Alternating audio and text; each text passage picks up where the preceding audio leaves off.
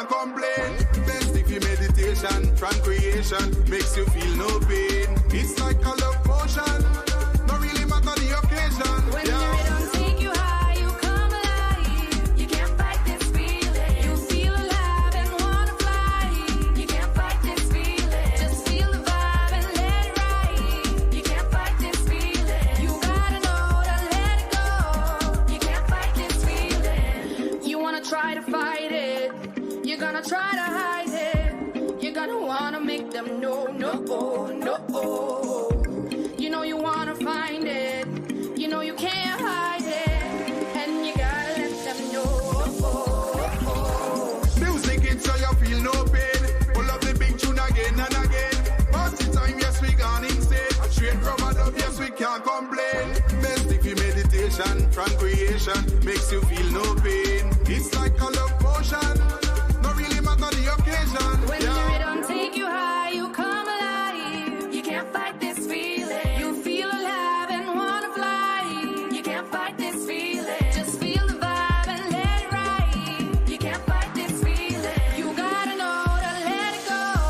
You can't fight this feeling. You wanna try to fight it. You're gonna try to hide it. You're gonna wanna make them know, no. You know you wanna find it. You know you can't hide it. And you gotta let them know. TLC to the world, making magic through music. Sector 9, tight there. Jalissa, sing. Sometimes it seems like you got everything you want. Sometimes it seems like you got everything you need. But there's that something that's been missing from inside. And it's that magic, it's that feeling, it's that vibe. When the rhythm take you high, you come alive. You can't fight this feeling. You feel alive and wanna fly.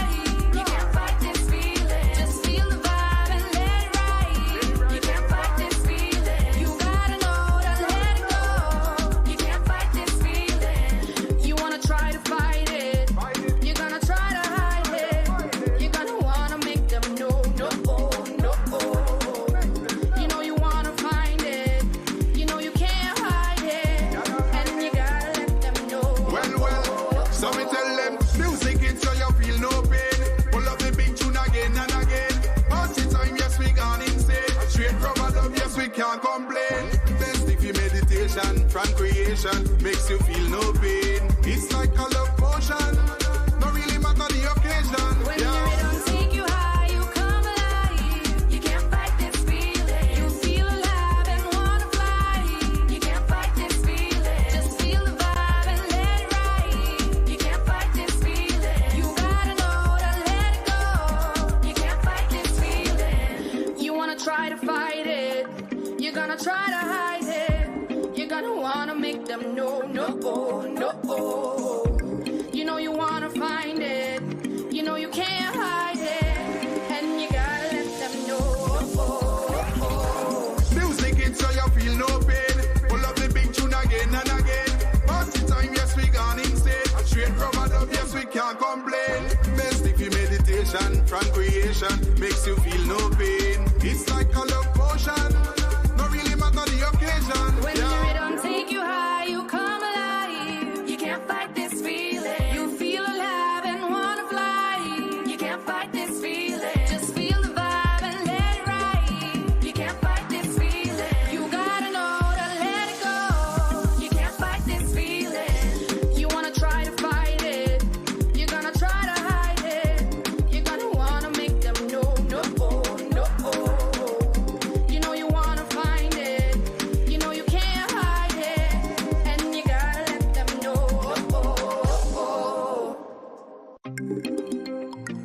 TLC to the world, making magic through music. Sector 9, tight there. Jalissa, sing. Sometimes it seems like you got everything you want. Sometimes it seems like you got everything you need. But there's Good evening, one and all. Welcome once again to our weekly podcast for Wednesday, October the 9th. As we speak, of course, Hurricane Milton is bearing down upon the Florida Panhandle. I believe Tampa is in the uh, crosshairs.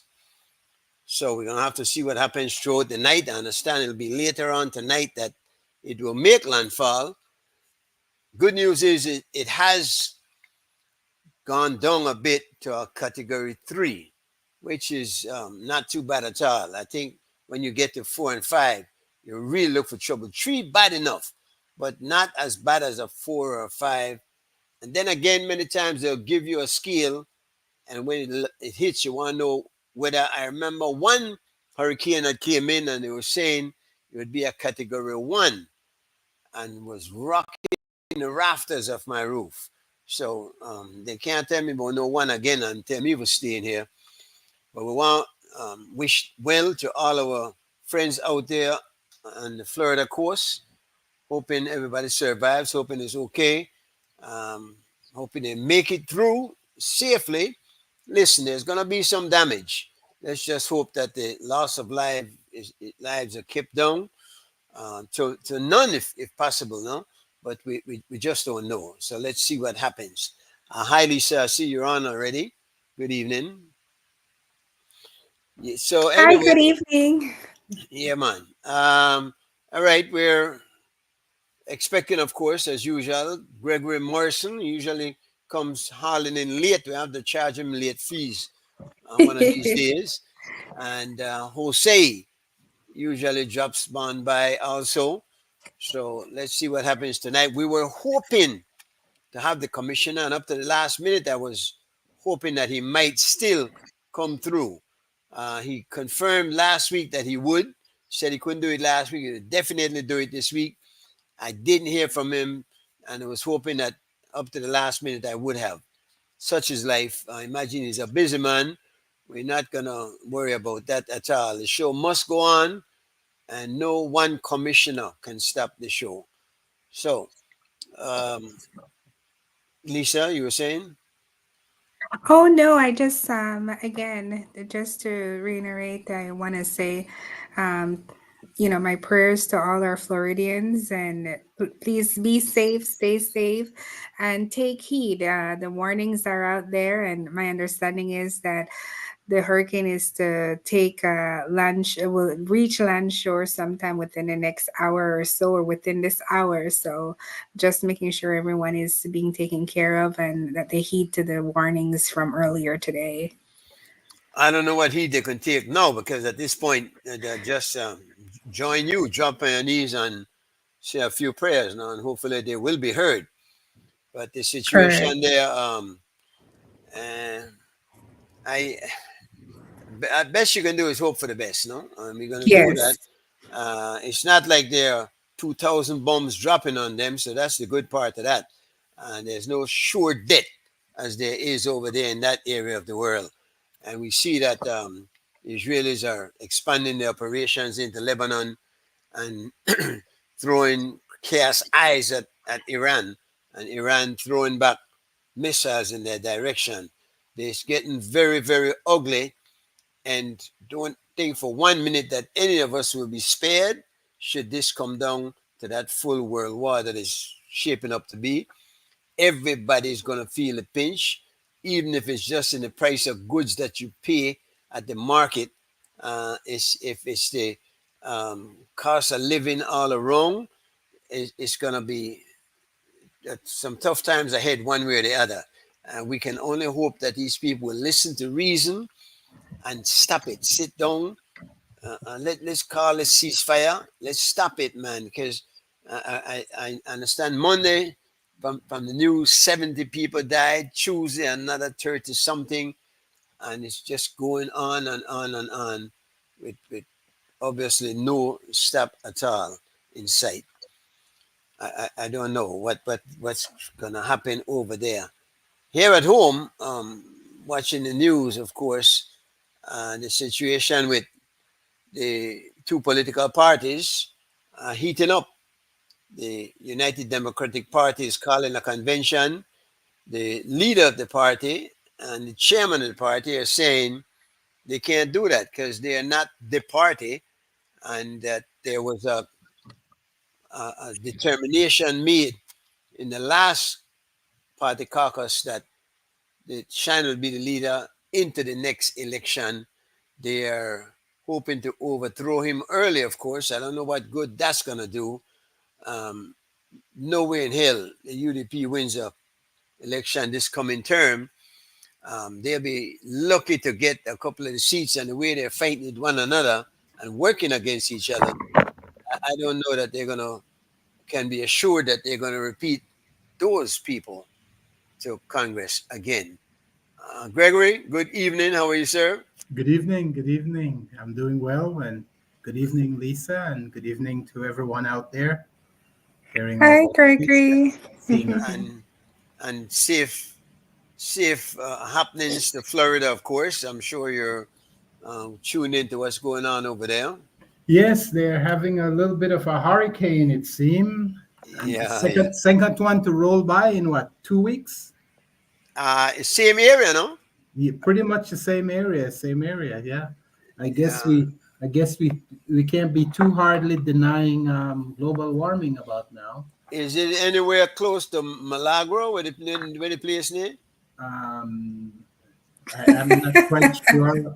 I'm just asking, just wondering. I'm not quite sure. Well, you've been there a time or two, haven't you? Oh yeah. I actually live in Florida for a little while, and I've been there many times, but I can't even think of the Mar-a-Lago, is that what Mar-a-Lago. you guys are trying to say? Yeah. You played some golf there, haven't you? Of course, with the president. Yes, what I understand. Yeah. Yeah.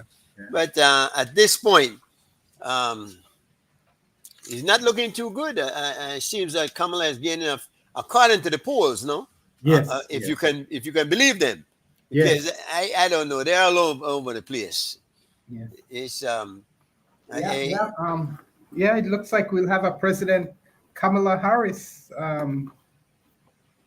From all indications, it's probably going to be better than the alternative, I gather. But who knows, I think right? up until that that debate that they had, I would have said it was a toss up, but that I think that blew the wind out of his sail. Yeah, I think he didn't come across very strong and competent in the last. Yeah. Well, he never does, actually. Yeah, you're right. He's always saying some stupid stuff. Yeah. And his mouth gets him in trouble. He doesn't follow the script. He veers from the script too often. Well, that's his whole motif, right? He's never a person that could be scripted. That has some advantages, which is what some people like about him. Yes. So look who the cat dragged in. Hey, good evening, Mr. Cowie. And the man camera said nice and everything. You can see him now. I don't want no complaint. Evening, Joe. Good evening, gentlemen. Yeah, man. All well?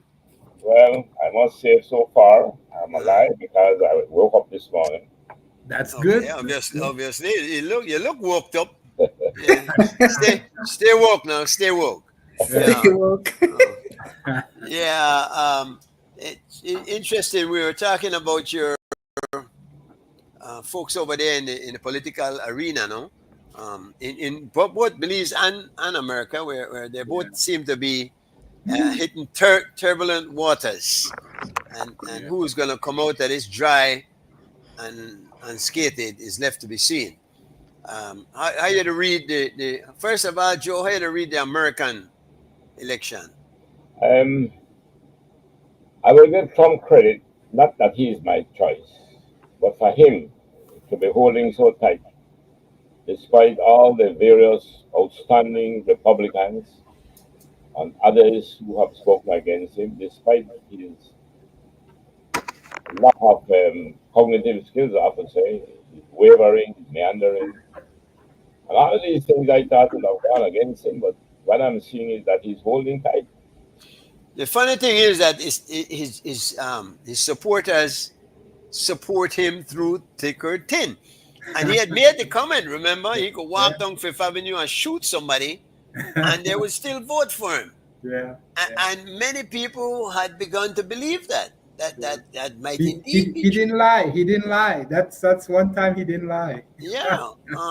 I don't know what Joe, you've been in there, and what makes people vote for you? It's not obviously not the words you use, because he's not good at that, and we have many politicians who aren't good at that. I was listening to one tonight and the news, and I'm like, damn, how do you convince somebody to vote for you? You can't talk. So, what's the key? The money that you spend? What is it? How do you approach it? Well, money evidently should not have been said. Well, it has nothing to do with politics, because it does, but not to the extent of how some would like to use it to buy votes. I entered politics with the conviction that the allegiance to the principles that define the purpose of the PUP, which I believe is more or less the gospel imperative, the whole idea of shared prosperity from the resources of the country. So I entered politics with that belief, and I thought that there were some of us who was fortunate enough to get out. But those who got out, I think, had an obligation to go back to bring out the rest. So I think that my victory in politics was that I was able to pull from both sides. I've got the PUP support, which I couldn't have won on alone.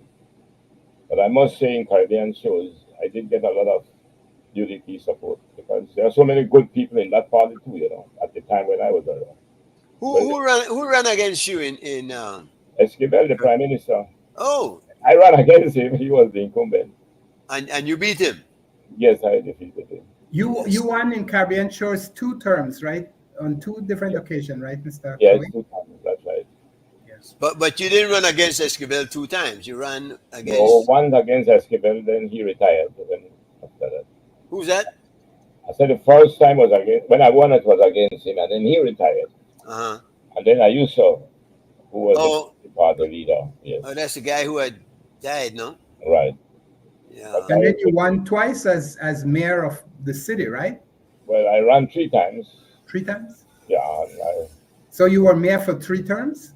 No, at the time when we ran, the policy was at the convention rather, was that who topped the polls would give the first right for refusal. Uh-huh. And in the 3 elections, I topped the polls. In every division, I must say, I topped the polls in the 10 divisions. Uh-huh.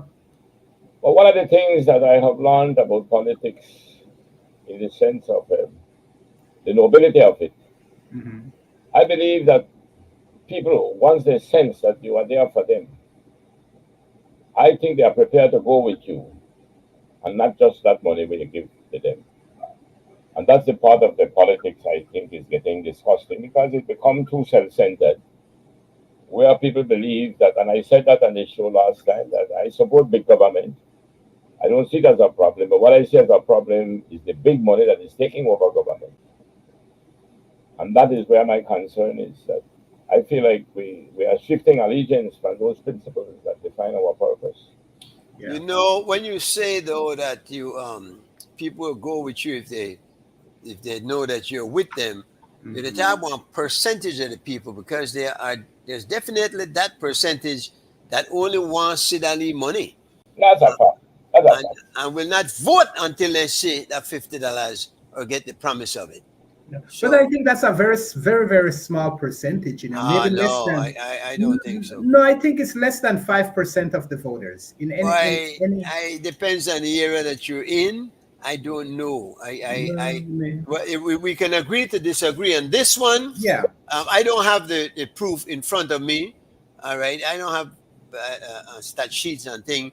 But from what I've seen, and I worked a few of them with the media, and I worked the polls and whatnot, I went out and talked to people and saw with my own eyes what was happening. Oh, yeah. In fact, I remember one year, the people from the OAS came down to just supervisors. They just scrutinize and they made a skating report. They were quite clear. People were out there selling votes, buying votes, and they cite wholesale. Blatantly, yeah. No, my point when I say that is I believe that yes, a lot of people will take the money, but I'm thinking only a very small percentage is persuaded by the money. The rest, I believe, would still participate in the election process. But there's that percentage, I believe, that would not come out and vote, would not participate unless that money is offered to them. So that's what I was trying to speak to. I think I can give courage to what both of you are saying. Is that many of the people who money is given to, and we left with the belief that they will vote because of the money you gave them. Many of them don't vote for you. In fact, some of them take the money and turn against you because of that. Mm-hmm. So, in my case, and I think it could happen any part in every divisions, when I tapped the polls in the city for the 10 divisions, when the votes were counted, there were 9 at the time, not 10. But when the votes were counted, there were 8 for UDPs and 1 for Joe Coy. 8 UDPs, 1 Joe Coy. And when there are PUPs, 9 PUPs, so I get a vote. So what happened in every election that I ran in this city, it was the UDP that took me over the top. Okay. Because in Caribbean shows, remember it was Freetown Division. Yes. And when they did the gerrymandering, it was done deliberately to split Caribbean shows, split Freetown into Caribbean shows and Freetown. Mm-hmm. But that was done deliberately to leave the PUPs in Freetown from a surprise. That was done deliberately. And we all know that. But unfortunately, Derek Aikman defeated him. Yeah. So when I was going up against Esquivel, who was, to me, a reasonable good man, at least he was maybe a bit callous, but he was an honest man. I think he was sincere. I could never have won in Caribbean shows with the PUP votes alone. Yeah. I couldn't because we never had the numbers in here. Mm-hmm. So in Caribbean shows and in every division in this city, many UDPs did support me. I must say that. Yeah. And there are so many good people in them because what we have to understand is that sometimes we find people in our party which their allegiance evidently may not be to what we think they are, but they are really upright citizens, law-abiding, but hold certain views. But if you sit and talk with them, they will give you a thought. They will probably vote for you because they are not diehard. Mm-hmm. Well, they sometimes lie to you also, you know that. Yeah, well, some will lie to you, but after a while in the game, you get the gut feeling, you get a feeling of who might be not telling you the truth. Did you say that when you ran for city council first, it was who got the most votes that became the mayor, as opposed to a specific person running for mayor? Right, it was not by law. It was an agreement within the party. That who tapped the polls will have the first right of refusal or acceptance. So they changed that though, and now they have changed when they decided to vote for the mayor separated by popular vote. Right. So, and I believe that this term of office at this city council is up this year, correct? Is there an election next year for city council? No, they just had election this year. Oh, it was just this. All right, I missed. Yeah, all right. So they still got them 3 years to go. Right. They are just in their first year. Yeah, but the general elections now is due for next year, correct? That's the latest, November the 11th. That's when we had it last. And they can that when 5 years or 5 years. But it's by then they got to declare it, but I think it could actually extend into 2026. They can't go beyond that, but you could call elections now if they want, anytime. Yeah. System, you could call it anytime. Yeah. But but I was saying, I think they could call it, and it's still, after they call it, it still has 60 days to run. And so that's 90 days, something like that. Yeah. So they could call it up to the end of November of next year, and the election actually being held in 2026, I believe. So what they do, they give you a deadline that you have to dissolve the House. Yes. You have to then. Yes, that's why I said it has to be dissolved sometime in November of 2025. Then there's a period that will left that will bring you more or less 5 years. Yes. More or less now. Yes. To the 5 years. But what happened in 98 when the UDP dragged it out and the PUP were screaming 5 years or 5 years? They went No, beyond they the didn't. 5 years, correct? Well, No, no, no. they can't go more than 5. What is happening is that they decided they will take it to the end. Yeah. So the PUP obviously, using their propaganda, begin to call on them because what the PUP spread the message that they know they will be defeated and they're only killing time. So why not call the election and leave?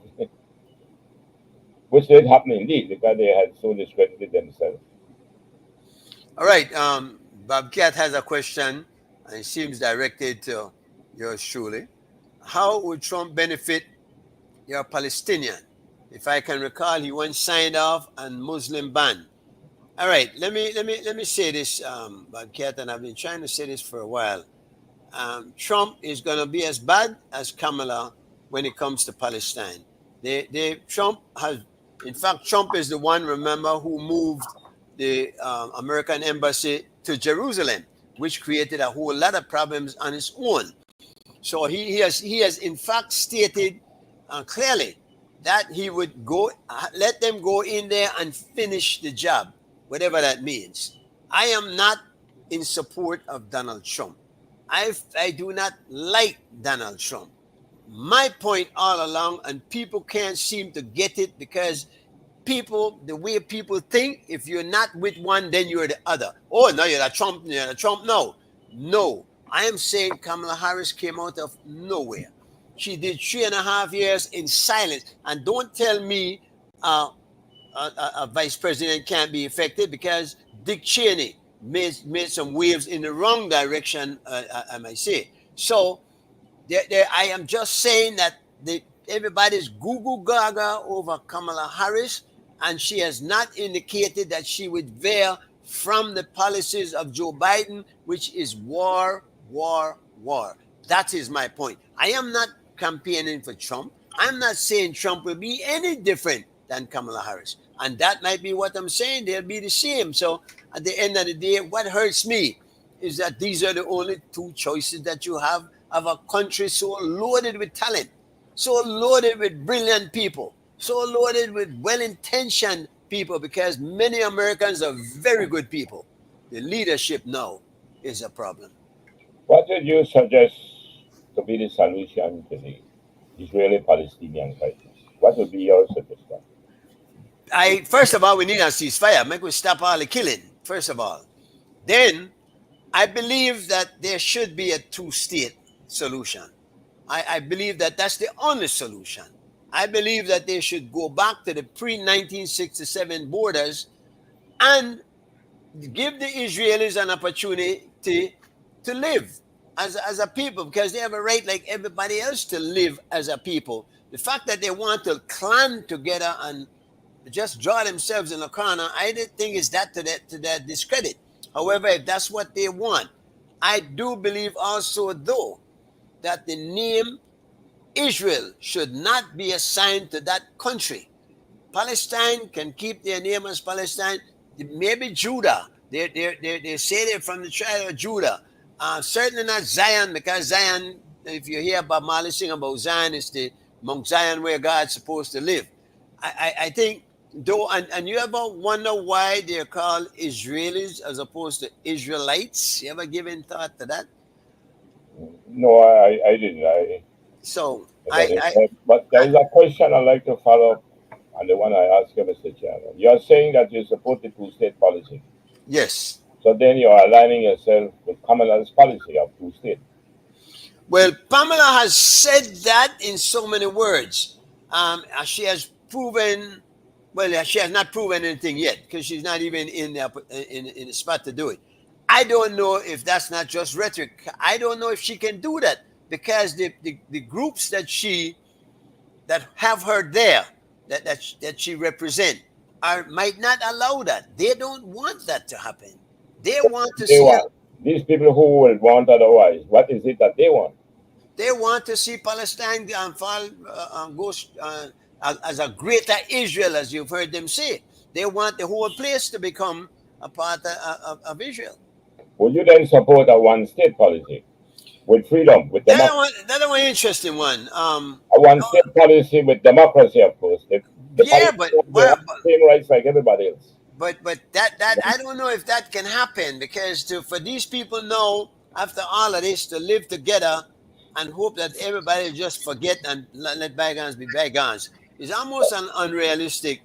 Yes, but if you are developing a policy, in this case, the geopolitics of it, would you say your policy will be developed based on what you think is the easiest way out? Which would be what? What would be the easiest way? And I'm saying to you, if you would support a one-state policy, and you seem to be saying that that will be very difficult, if not impossible. Yeah, that's what I'm saying. In theory, wouldn't that be the best thing for them to live as one, as they used to be, and have and the rights, free right? Everybody have the Palestinian the same rights like everybody else. It would be ideal. It would be ideal. I don't know though that I can't see that happening. I can't see that happening. Yeah, but what I'm trying to get over, Mr. There's too much water under the bridge, Joe. No. What happens when you are making decisions? Let's assume each one of us is in a position of Kamala or Trump, either one. But we have to make a decision. Right. And that is what I think we are teasing out here. I will try for a one-state policy. But if not two-state policy... Who is going to be in control of that state? Well, who will be in control of the state is the people who reside in that state. What you want, if you have democracy. But you got two peoples living in that state. Yeah, but it was one place one time. No, let's say, so let's say you have one state, but with democracy. So everybody have equal rights. Yeah, but somebody has to run the place.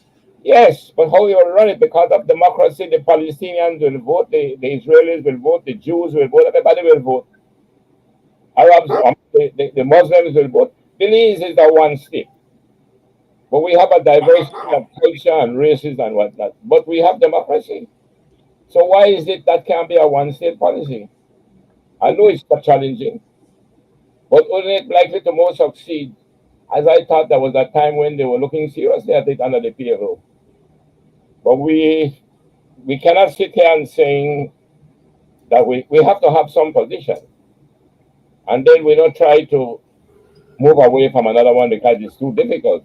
I've heard I've heard that already. I've heard it discussed. The guy just said, sorry, look at that. That's true. It worked for South Africa. A very good example. It did happen in South Africa where there was a similar thing like in Israel, apartheid. And it worked for South Africa. Yeah.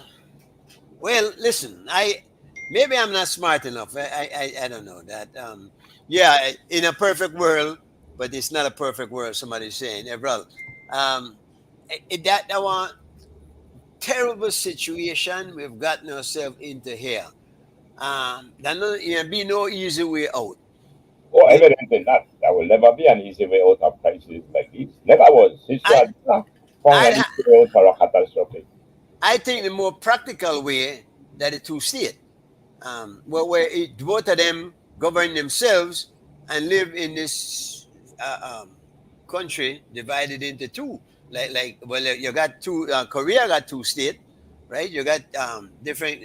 A number of countries have different Hispaniola, with Haiti on one side and Dominican on the next. I guess something like that could work. So therefore, you are aligning yourself with Kamala policy, not Trump. That is not Kamala's policy at all. Kamala happened to have shown that out as trying to pull people over to her side. That is not her policy. It wasn't certain Biden's policy. Mr. Chairman, if when you are campaigning out there, as Kamala is, right, and Trump is, which one would you more believe, Trump or Kamala? None of them. All right. Both are campaigning. All right, let me give you my perspective and next hear the others. I am saying to you that whatever you put there now, and in most cases, whether the American politics or Belizean politics, in most cases, once you put forward your platform, I would say this, there was a attempt effort, genuine effort to implement it. The one that I'm concerned about is Trump, because Trump to me changes every day. So I would say that Trump will say anything. When he finds it favorable to go for abortion, he supports it.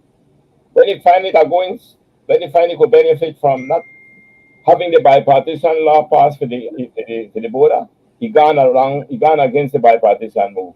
But Kamala, to me, is stating her position. Now, if we're going to say that we won't support her because you don't believe her, then what is the reason for not believing her? Hold up. You stated a few of Trump's that you say misguided policies. What is Pamela's policy that you're saying I am against? I'm saying that when she was asked Right.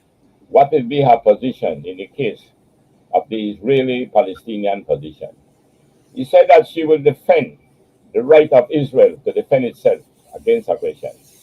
He said, but he wanted to make it absolutely clear.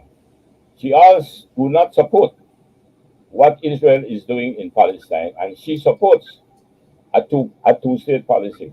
She said that. Would she stop sending arms and money to Israel to continue this war?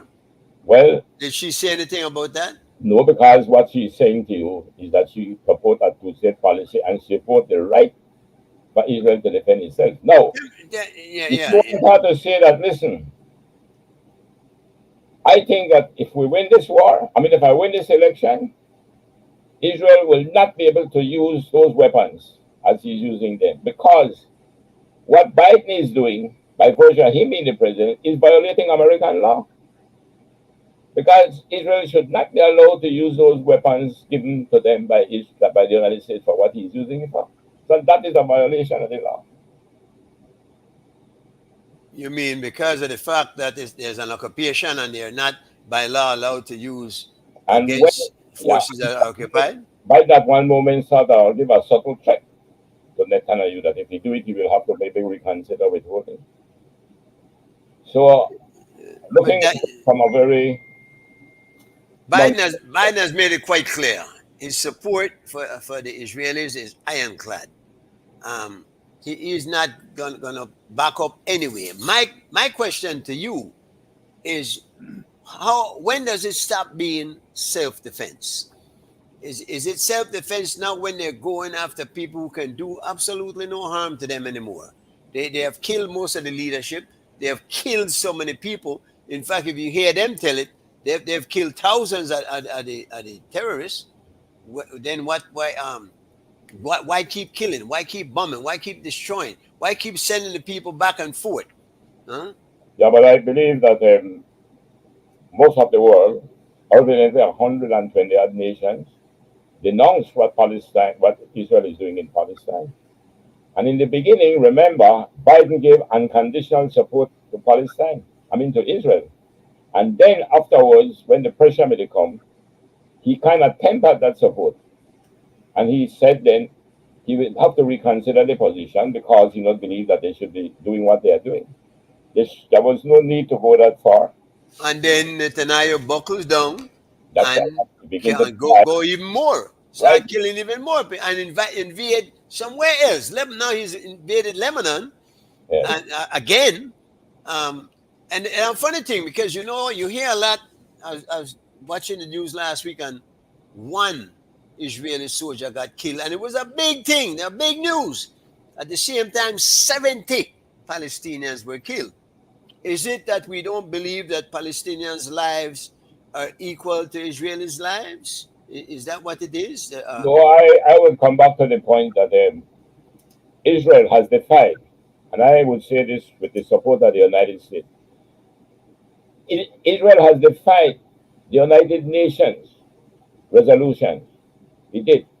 And I believe I would have to then condemn the United States because they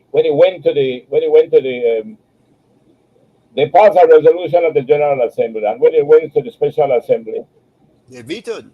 That's right. When in fact he should not have done that. So coming back, the majority of the countries of the world is showing you where Netanyahu is blatantly ignoring the United Nations, which is supposed to be the peacekeeping body in the world, so that we can have less wars and try to settle with differences in a more civilized way. Why do you? Israel has gone so far now that I don't think that this. This is a projection I'm making because I feel like Netanyahu will be out for some very terrible moments. I think they will bring him down. His own people. Well, they're protesting day in and day out. Of course, the mainstream media is not showing you that. They're not showing you the mass protest throughout the world every Saturday, even in London and many of the major cities, but they're not showing it. Even in Israel, you know how many Jews are against Netanyahu for what he's doing in Palestine? Some leading Jews. And I've always said this. And denouncing Netanyahu. I believe that those are the ones that I feel for. The Jews that are against this, because as they will be caught up in that. At the end of the day, there will be repercussions down the road. People, I believe that the whole anti-Semitism thing will get much worse, and it has gotten worse. Exactly. And it will affect everybody, even the ones that are against what Netanyahu is doing.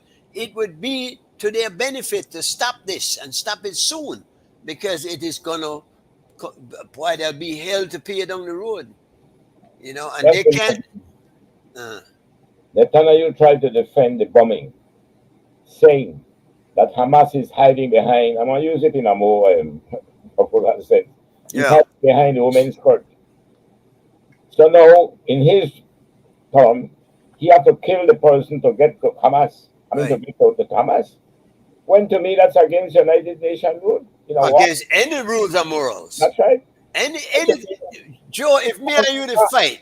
Before the court and he lost, they have him out now. They have him for a warrant of arrest. So, if me and you to fight, and I pick up one baby and hold in front of me, and you got one stick for lash, are you still gonna continue your aggression with that baby and say, well, that me for blame because I hide behind the baby?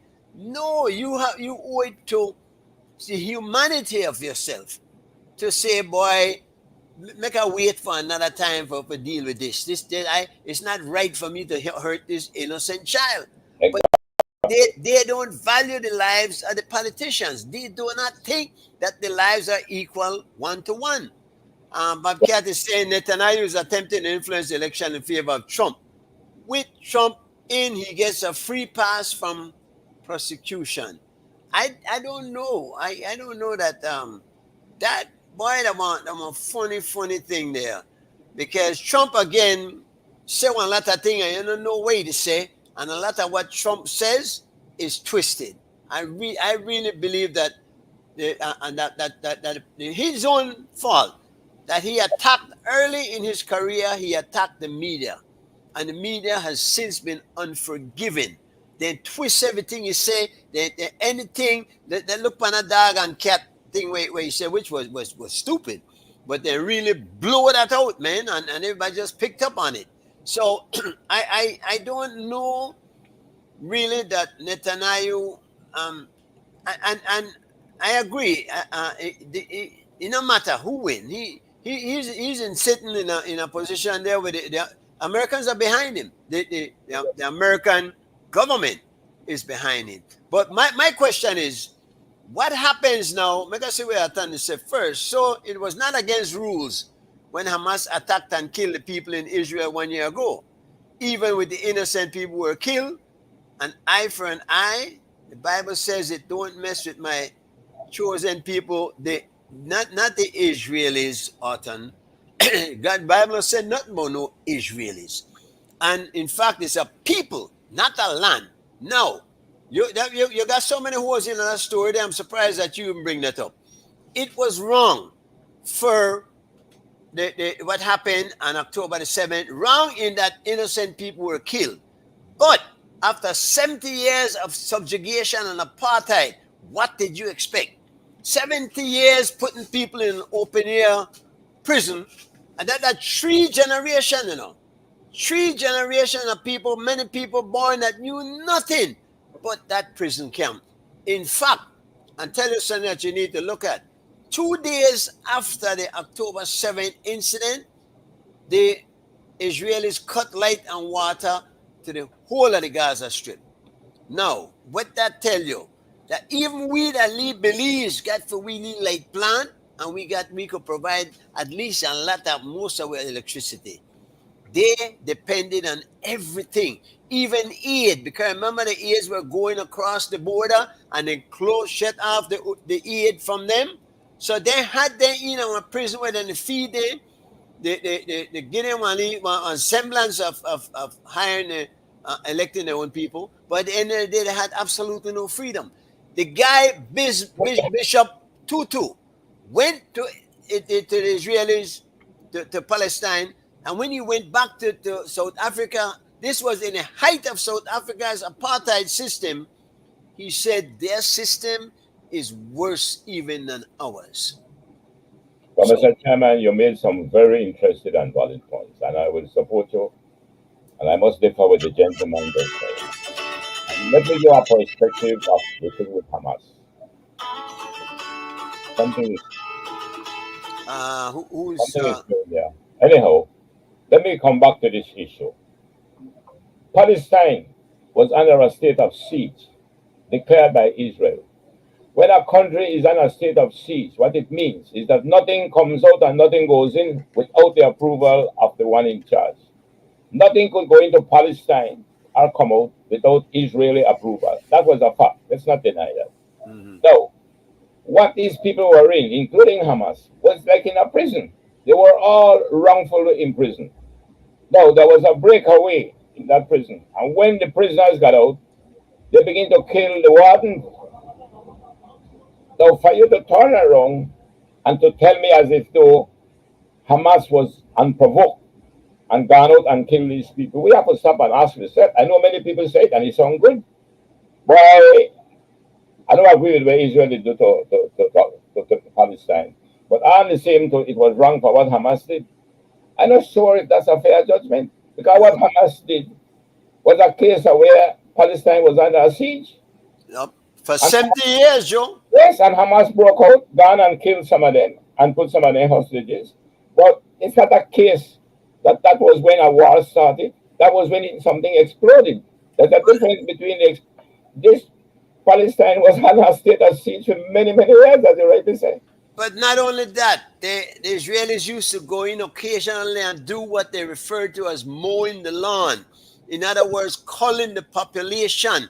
That's In right. 2014, in 2007, in 2005, they went and killed more Palestinians than the Israelis that were killed on October the 7th. But of course, the lives of the Palestinians don't matter. You will not hear about that. And Because, that yeah, well, I agree. That was done. That was when the genocide never stopped last year. correct. Genocide has started many, many years ago, as you rightly say. They were killing out. They wanted to destroy the Palestinian people. Yeah, the ethnic cleansing. To me, if Hamas, whatever he may be, however they came about, the truth about it, they break out of a prison, which they were wrongly incarcerated in. So it didn't start on October the 7th, and that's the point that many people are making. It didn't start October the 7th. October the 7th was just an explosion of decades of wrongdoing, of putting a state under siege. Well, I tell you what October 7th did. It has us talking about it today. For 70 years, we weren't even aware that was happening. Very good point. It took something drastic to bring it to the attention of the world. And I believe the Palestinians, in all their suffering right now, are saying, well, at least we have the world's attention. We That's have right. it brought before the UN. We have it put to a vote. We are getting some help. So I don't I will support you on that because there was a very, I can't bring his name right now, but well-known Jew who's also said that what happened there when we are saying that it was so wrong for what Hamas did. He said, but we have to understand that it was not an unprovoked situation. It was provoked by the siege. You know, Arthur Castillo, let me see. It would be nice of us to not talk about any of this, wouldn't it? Because it's too painful. But we have to. It is world events. We live on the same planet. The earth is not that big a place, you know. That one small, and everything will affect all of us. We're going to feel it if it's only in the prices of goods and the unavailability of stuff that we need for our everyday life. That is so you can't say, oh, and that's the easiest way out. Oh, we got so many things we have to deal with. We can't talk about things like that. When we get like CNN, now only talk about Trump. No, we haven't only talked smoking So on Trump. I strongly, my friend Alton Boy, I cannot support you on this one. Let me tell you something. The war with Russia and Ukraine, the war in Palestine and Israel, the election in the United States, all of those things will have an effect on Belize because we're a part of an international community. And all these things are affecting the international community. That war in Ukraine has caused the price of things to go up in Belize, especially fertilizer that we were getting from there. So we cannot say we will not be talking about it because we are a part of the international community. That's an easy way out, man. That one, especially when the conversation gets to where it gets uncomfortable with the truth, you see. Which I go on to a different thing, segue a bit.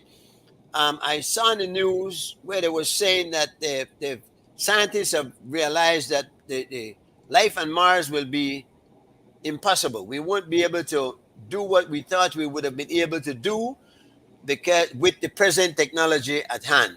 We'd have to wait for years until new technology comes in. So they're basically abandoning the thought of creating a colony on Mars, which they had been doing, interestingly enough, to what avail? I don't know what that has done for us here on Earth. Many of the things we needed to improve our way of life came as a result of inventions here on Earth, if you will. I don't know, because you know they have created the same atmosphere that they have in space here on Earth, right? They have one pool, a NASA pool, that's supposed to go down and they're in the same kind of pressure and thing.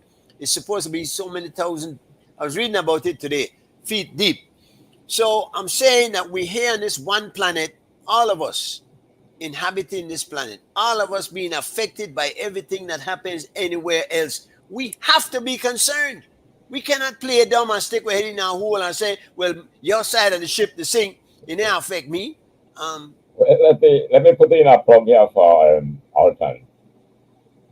He put up another post just now, and I think I can see what he's suggesting. I think there is some merits to what he may be saying. Let me see if I understand you well. I think what he's trying to say that maybe we are disproportionately putting too much time in international rather than local. So let's shift to some local. Because I agree with you, we have given much of the time, but I believe we should talk.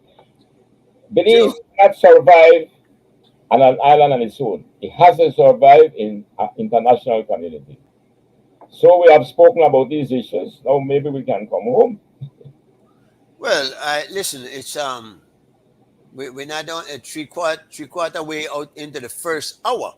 Yeah. I don't think to the people who are suffering in these places and dying as a result of these wars, they wouldn't agree at all. And I think the least that we can do is give some exposure to these issues and flesh them out. So I make no apology for that, and I would speak the whole show on that if necessary. But of course, we do have other things that we can discuss now. But let's ask yourself, what was the position that Belize took with the Israeli-Palestinian issue? Well, Let's talk about that then. Belize. the thing is that Belize cut ties with the Israelis. I was fully in support of that. The unfortunate thing is that I don't know if the majority of Belizeans were. I mean, on government policy, government decision. I believe it was the right one. I believe that it's the least we can do because of the fact we happen to be in exactly the same position that they are. We're a bully group, more weapons, more manpower, and of course, with the assistance of the big powers like the US and UK, are trampling on the rights of a small people. We have to be cognizant of the fact that we are a small people faced with a bully. Now, my point has always been that we need to stay diplomatic on this. We need to approach this from a diplomatic standpoint. We go into the courts, which is a very good thing. I believe we have 15 judges of high integrity at that, and they would be doing themselves a disservice by not handing down a fair decision in this case. I don't think it's gonna, and many people think that the courts exist on just trying to please everybody. I don't think so. And then that would not be justice. Then not please people. Then they try come with a just verdict. But sorry. Go ahead. Let me add something to this, Mr. Chairman. I fully support Belize's position to cut diplomatic relations as an expression of its dissatisfaction with what Israel is doing in Palestine. I can tie something to that, which I wouldn't want to do because it might seem that that is what may influence my view. But let's go back. When our case came up year after year at the United Nations, Israel never supported Belize. He abstained because he was more with Guatemala. Remember that. In the end, we were not getting the United States either. The United States did the same thing. They were with Guatemala. But in the end, under President Carter, that was when Belize got the vote from the United States. And even when Belize got the United States vote, it never did get Israel vote. Interesting. So they themselves did not recognize Belize's right to self-determination. Oh. But they are now doing the same thing to the Palestinian people. What they wanted to seem to what they were supporting Guatemala to do to us. Let me ask you this then, Joe. How about the Taiwan situation? Where do we stand on Taiwan, and what do you think we should do with that one? I will give you the sub-region position, which is I think is one to look at. Then I will come down to Belize. You know, this will be the 35th year of our relationship with them, and they're making a big celebration. And no doubt Taiwan has been very helpful to us in many ways. You know, they have given us a tremendous amount of support. Then there was a period when there was some wavering starting in Belize because China was clearly on a mission to begin to get these countries away from mainland, from Taiwan. And what happened? One or two countries right in the Caribbean left Taiwan and sided with China. And that was not on a principle. It was not on a principle. Because the principle had to have been the right for self-determination as declared by the United Nations. But it's simply because of China was in a position to give more. So in a sense, if we want to really look at our values, our principles, we, I think, stood up on principle. We stand strong on it. Yeah. That's right, because we felt that Taiwan had a right to self-determination. Yeah. And we stood with them. But right now, there are only Belize, and I think one more country, Panama, are one of them, in this region is with Taiwan is losing support all over the world. Yeah, they've gone, they're fleeing. China has done a good job on taking away. And with money by buying many of them over. So I would say, we have to give Belize credit. I would, you know, Joe. A lot of times we talk bad about ourselves a lot of times, and we don't really even feel good about ourselves. But at the end of the day, I really think that we stood firm on that principle. Yes, Taiwan does influence our local elections, give money to the politicians and whatnot. But at the end of the day, they're a sovereign country, and they're in the kind of position that we're in. We can't help but stand in solidarity with them. Well, Mr. Chairman, why is it that you believe the leader of the opposition is in fact accusing Taiwan of interfering in the election by giving the incumbent support? The truth about it, Taiwan has given support to either party that is in government. That's right. So when the UDP was in government, there were times when some of the projects Taiwan was doing was done. Taiwan never stayed. Listen, we don't want to do anything within 1 year of an election. No, it was the government calling the time. So what did the government do? The UDP did it. They choose a time when they believe they can win the people's support. Taiwan never said we went deliberately do this for you a month before election to help you. No, Taiwan said we're going to do this for you. You call the time. I think they They call the time. they basically want our support, and they want us to say for what good it will do, no? Because at the way it's going, like you're right, they have lost support right, left, and center, and I feel for them. I hope China doesn't do it because China doesn't need Taiwan. China is big and powerful on its own. Well, let me add this to it.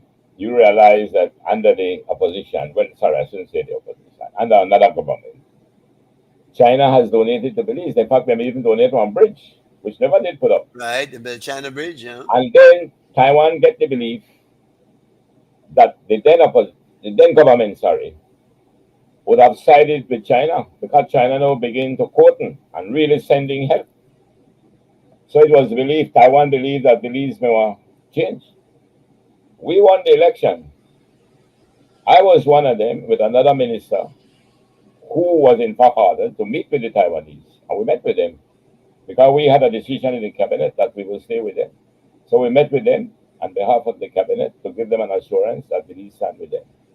Because there was a period when many people, right within the UDP, they were divided. Some felt they should go with China, some said they should stay with Taiwan. So these things again we're talking about. Do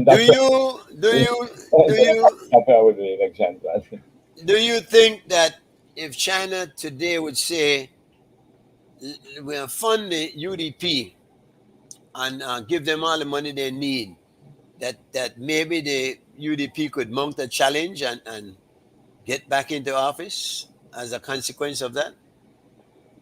No, I think that know how much money they have right now. They won't be able to find so many people to buy. So money won't make them win. You have to have unity first within your party.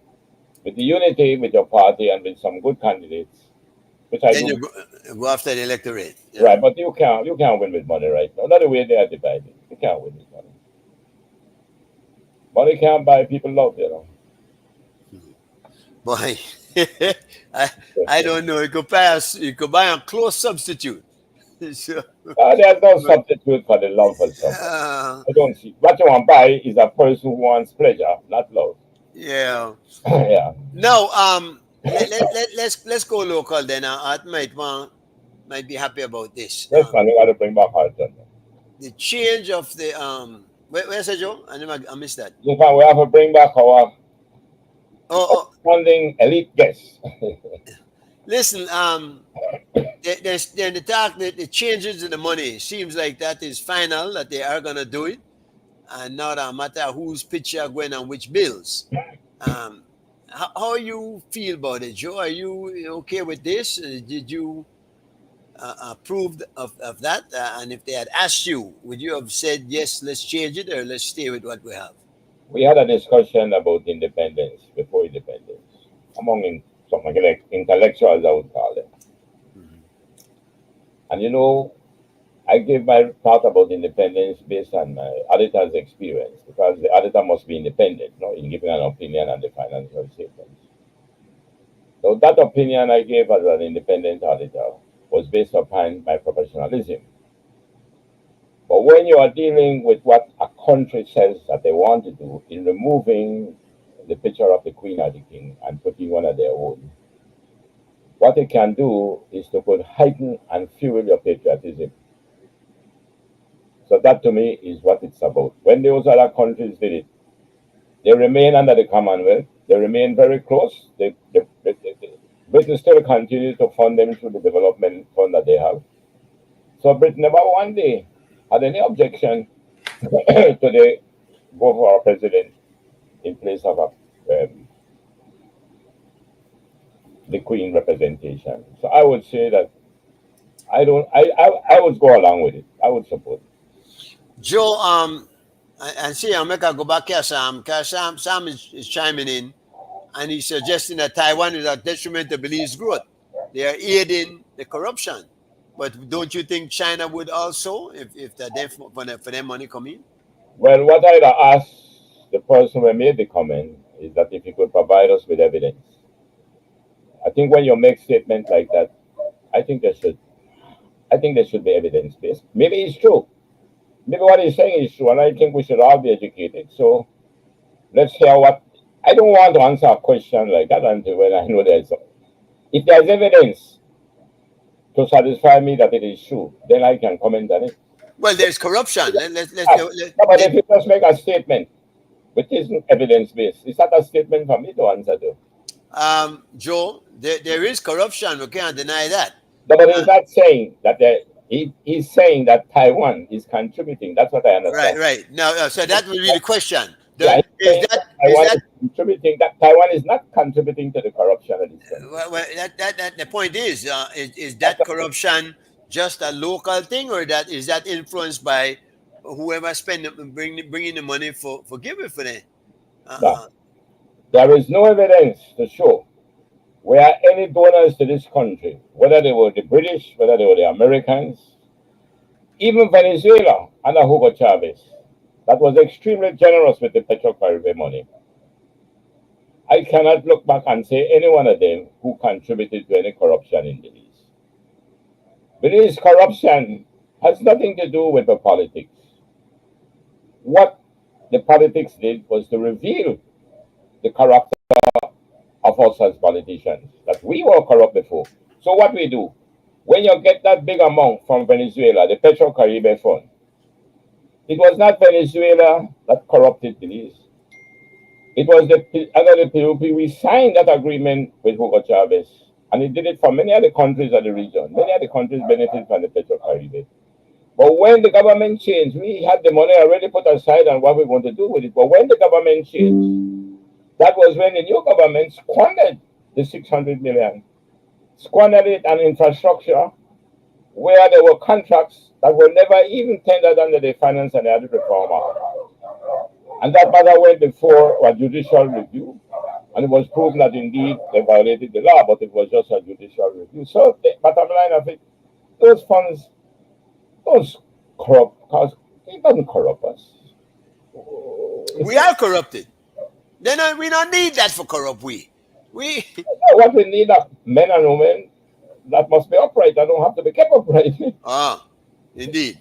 Yeah. So, to answer that question, Sam, I also think that no matter who gives us, the corruption comes from within and not from what's coming. So Atne said, okay, there is the PetroCaribe funds. Let's talk about where it all started from. What about the super bond? Now, what about the super bond? But I think he wants to know about the PetroCaribe funds first. That's what he's asking. Because they're two different things, but because he's mixing them together. Yeah, so maybe we should attempt to answer him first on the PetroCaribe. Right. Which I can do because the PetroCaribe fund was during our time. Hugo Chavez had this belief that at the time, Venezuela has the largest oil reserve in the world. During Hugo Chavez's period, the price of oil was up. Remember the cartel, the OPEC countries were at that time still able to control the supply of oil. So when they meet, Venezuela played a big role on Saudi Arabia because they were the big oil suppliers. So when they cut back and the supply, the price went up. Venezuela was awash in money. Wash, the big reserve, because they are the biggest in the world. So there was a tremendous amount of money. Venezuela decided under Hugo Chavez that he will help the sub-region. He will begin right within the sub-region. And that he will help all the countries in the sub-region, all the CARICOM countries, the non-CARICOM countries. And he came up with this idea, the PetroCaribe funds. And he lent those funds where for every dollar of PetroCaribe money you get, you would have to pay back 50% immediately cash. But it had to come to the government. So when the government gets $1 worth of fuel, the government then sells the fuel to these people who are buying and distributing fuel. In that time, it was Shell and Esso in Belize. So when the oil money comes, they sell to Shell and Esso. So the government collects its dollar. He sends 50 cents to Venezuela. But the 50 cents that was left was only 2% interest, and it was to be for like 30 years. So it was highly concessionary. At the time, we decided that we will not just take the money and pump it into the economy immediately. It was to set aside because we knew what could have been the consequences with the inflation. So there was a special law passed after some lengthy discussion. We brought in some experts, and that's how we set up the fund. When the government changed, that was when no, they decided that the funds would have been, they will go into the funds now and use it. And that was how that 600 million gone. So But Joe, tell me something, because and there were that was a lot of corrupt contracts, no doubt. they talk about 2008 when the government lost, right? Yeah. But the writing was on the wall since 2005 when all the riots and whatnot began. Don't you? Are you telling us then that in spite of all of that and the obvious impending loss that was coming on, that the government kept that money there and kept it in place for the new government that came in? No, it wasn't intended for the new government. That money was to be left to deal with certain projects. It doesn't. The same thing when we remember I was found to end up when the PUP was correct. 2005 also, yeah. The same piece of legislation, what we call the petroleum fund, what we set up for the country, where oil money would go, and part of it will be there as our reserve in the case of like natural disasters, hurricane and whatnot, that we will have backing. It was a well thought out thing. Now, unfortunately, a good amount was left, not only from the petrochemical, but also from the local oil, B&E, because we couldn't just throw that money like that. I could have hurted the economy, and we wanted large reserves to keep. And then we will have certain projects that we will select. They will basically be in education and health, capital projects to finance it. But when the change came, elections after elections, I remember the one in San Ignacio when the then Prime Minister said, he said, you will see money spending in here that you would have never seen before. So what they were doing indeed, they were giving out a lot of contracts. You said they were flush with cash. That's right. And that was what when they spent out the whole 600 million, all of that gone. And everything that was in the fund from B&E. Plus when they come in. Plus the additional stuff coming in. Yeah. The irony of it, now let's go to the second one, the super bond. That one was one of the ones that when I resigned from the cabinet, that was one of the things that made me resign, with 6 of them joined with me. Because we were borrowing, not only from the multinationals, which have more concessionary loans, we were borrowing from private banks. The debt had gone so high, and we were not able to service the debt. This started in 2004 when I went to the Prime Minister myself to tell him we cannot continue with this because we are going down. So I would say the super bond was part of our making, which was bad, and I would not support that. But the super bond itself, it was a collaboration, if you will. What's the term? We're putting all the debts together in a one bill and servicing it as one, as opposed to the many different debts that were there, right? So yeah, that's why they call it the super bond.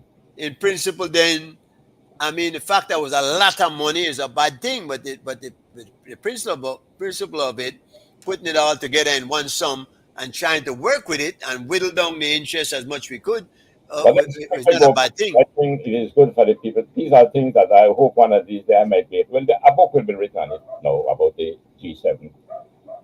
Remember, PUP came into office with one of the most progressive policies. I would say the government under Syed Musa, which I was a part of, no government before had come up with such progressive reform policies for the public sector. The policies were driven by what we call a public sector driven expansion program, which the IMF and the IDB they support. The same mixed economy that Mr. Price was advocating, the public sector will then begin to come into the market, but to lend funds. So we wanted to be able to lend funds to agriculture, We wanted to lend funds to tourism. We wanted to lend funds for education. So we were kind of replacing the banks in the sense that we were bringing in the money to lend. Then we gone in this program, I forgot what they call it, where we were borrowing and selling off things. But what happened? The prudential rules were relented on. And therefore, a lot of those money that were lent were money that never properly backed with collateral. They never gone through the proper prudential rules. So in the end, we ended up not getting value for the money. And then we were in problems because we couldn't service the debt. That's when I insisted to the Prime Minister. I was the one who gone to him to tell him we need to restructure the debt and we need to carry out a consolidation program. I came up with that. Artan, Therefore, we gone and we lend it there. We gone and we decide we are restructure the debt. And that's how we came up with the super bond. Artan says that Esquivel left a lot of money that your PUP government squandered. Is that true? No. Esquivel was a man that could have left money because he was tend to be a little bit parsimonious. Conservative. Yes, but I will say this. Esquivel, as I know him, and I knew him pretty well, I ran against him. I think he was a fairly honest man. I don't think he was in any way squandering the public purse. I didn't see him doing that. He was a bit stingy, but I didn't see Esquivel doing that. So the thing about it is that you have to understand that these governments today, these governments so far, we are not making any surplus. Every year when you look at the budget, there is a deficit. And we have to finance the deficit. So how we finance it? Through borrowing. So we have to come to the realization that one day we hope that we can begin to restructure the economy, as I have spoken, to industrialize it. So we can begin to have surplus. We need to start producing stuff, man. So when you see, for example, when the debt was at 130% under the UDP, the debt had gone up to 130 or more of the GDP. But the UDP, in credit to them, was the one that started that project. And when PUP won the election, they completed it, and that was how we were able to bring down the debt. Remember the project where we were getting the money for to make sure that we keep our with oceans and with seas as reserves. You know, there was a certain amount we had to put aside under the condition. Yeah, and then this how they pay off the super bond for us. So we got enough money to pay off the super bond. The carbon is a carbon something there. Yeah, I forget the right name, but it was for us that we had to keep so much of a forest and so much of a right. The carbon, the reserve, right? Because that was what these projects were about. For countries where still have a large amount of forest and water, like us. They want to keep it was when we did that, which was the complete project that had started under the UDP. Credit to them, and that was when we bring down the debt to 63%. Where is it now? Tell me something.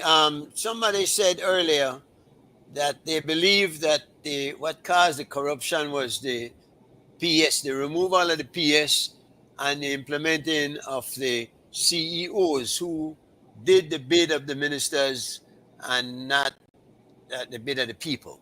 Any comments on that? I think the statement that the permanent secretaries caused the corruption, I think I know what they mean, but it's an improper statement. The removal of permanent secretaries could not have caused corruption. What it did indeed is that when you remove the permanent secretaries and you bring the CEOs come and goes with the minister. The permanent secretary was supposed to serve as a neutral person, a neutral public officer. He came up through the system, right? Right, and he was to be neutral in the sense that he must carry out the government of the day policies. Right. If you win the election, from the manifesto comes the policies. Correct. Which then when you go to the parliament, you vote for the appropriation of to carry out those policies. The permanent secretary would have had an obligation to carry them out. But when we remove the permanent secretaries and we bring in the CEOs, the permanent secretary would have felt compelled to abide by the laws, which was the Financial Reform Act, the Standing Orders, the Store Orders, the Accountability and Transparency laws. Under those laws, the permanent secretary would have known and insist they would not sign something unless those laws have been complied with. So when you remove them and you bring a CEO who under the term used for the new public management, they call it the political animal, not in the degrading sense. But it meant that they supported the CEO, but not to remove the permanent secretary. The CEO was there, he comes with the minister and he goes. So the CEO's job was to work with the permanent secretary to get the job done, to free up the minister to deal with the people, go out into the areas and visit. That was the purpose of it. But what they did, they get rid of the permanent secretary and replace her with a CEO, but a CEO was a politically appointed person. But were you in favor of that move? No, I didn't support that. In fact, if you look on the PUP manifesto right now, I was instrumental in getting them to put it, but the time is they haven't implemented, and we're going into. If you look in the manifesto of the PUP, that is one of the things which we should have done. The PUP should have done. Bring back the permanent secretary. It's right in there. So these are things that I believe we should have brought back that permanent secretary and keep your CEOs. Well, it's not too late, is it? No, don't you think we can still do that? Well, they said the best time to plant the tree was 20 years ago, but the next best time is now. So if you didn't do it 20 years ago, which was the best time, it don't mean you can't do it. No, you still do it. Yeah, but I'm in favor of the PS system. I think it makes sense that the person in that position would have come up through the system and know the system inside out, and got the respect from the people below him who watched him rise to the top. But to just bring in somebody from outside and say, all right, this is the boss here. You have to do everything he tells you to do. Many times that person knows nothing or very little about the department he's put in head of. And if a permanent secretary take about 35 almost, well, normally about 35 years in government, they don't get pension. Because remember, them come from 20 to 55, that's 35 years. But you could have entered the public service at 18. So actually, if you're going at 18 and you leave, you'll do 37 years. But the pension plan was designed to make up for how they set it up, the formula. They take into account the 2 years if you come in at 18. But they used to come at 20. Most people were entering the public service because that's when we said Cambridge. At that time, you had to pass Cambridge to get into the public service. So I would say that the permanent secretary, when he reached there, is because he had that 25 years and more experience in government. Yeah, talk about on-job training. That's right. You know, that's how you are bringing somebody and call him a CEO. And all of a sudden, he gets to know all of these things where he takes somebody 20 years of experience. And make more money than all of them. His salary is above all of theirs. So those things, I think we should go back to the permanent secretary. Not only go back to the permanent secretary, but begin to enforce all the laws, then the Finance and Reform Act, with standing orders, store orders. Begin to audit the national accounts. We have to go back to all of these things. We cannot simply sit back and say, listen, you voted for 1.5 million to do these things. They are finished. You come in and said, man, look at these wonderful things we did. We built this hospital, we built this school, we did that, we did this. Yes, I can see the hospital. Yes, I can see the school. I can see the road. But how much did you pay for it? Joe, let me as a former mayor also, and coming out of the city council, the plan by the previous mayor, the cement streets, I was against them to start with, but it seems like they're holding up pretty well. Would you say that who was Darrell Bradley, wasn't it? That implemented that. What are your thoughts on that? Don't you? My thoughts on it is, first, based on engineering advice, those streets were not built properly. The cement streets, they weren't. Secondly, engineers that know their work, and when they tell you this, if you know a person will have good sense, some sense about values and things like that. And I, as a chartered accountant, I may understand what they were saying.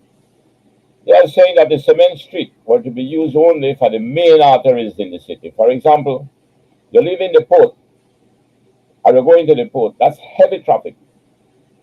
Design them so that they're leaving the city, then going out on the road.